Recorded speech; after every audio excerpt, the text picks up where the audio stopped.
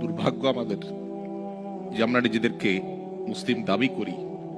আমাদের কোনো অ্যাসেট ছুটে গেলে সেটা নিয়ে আমাদের অনেক পেরেশানি হয়। কিন্তু আমার ঈমান দুর্বল হয়ে যাচ্ছে কিনা, আমি কুফরের কাছাকাছি চলে যাচ্ছে কিনা, আমার ইসলাম দুর্বল হয়ে পড়ছে কিনা,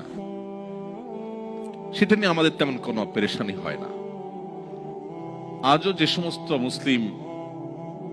পৃথিবীর বিভিন্ন প্রান্তে, এমনকি মুসলিম সমাজ এবং সোসাইটির মধ্যে বসবাস করেও নিজের ইসলামী আইডেন্টিটি ধরে রাখতে পারেন না, তাদের সবচেয়ে বড় ঘাটতি এবং দুর্বলতার জায়গাটা হলো ঈমানের দুর্বলতা। মাল্টিকালচারাল সোসাইটিতে যদি ইসলামকে বুকে ধারণ করে মাথা উঁচু করে হীনমন্যতাকে দূরে ঠেলে আপনি যদি আপনার দ্বীনকে নিয়ে আপনি প্রাউড করেন, আপনি যদি একজন ভালো এবং আদর্শ মুসলিম হিসেবে নিজেকে আপনি উপস্থাপন করতে পারেন, আপনার ফ্যামিলিকে যদি আপনি গড়ে তুলতে পারেন, সন্দেহাতীত ভাবে এটা বহুমুখী চ্যালেঞ্জিং।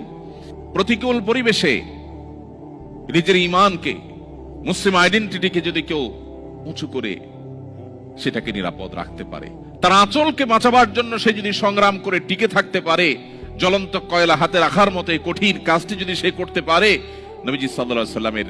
হাদিসের এই ভবিষ্যৎবাণীর আলোকে সুসংবাদ সে পাবে।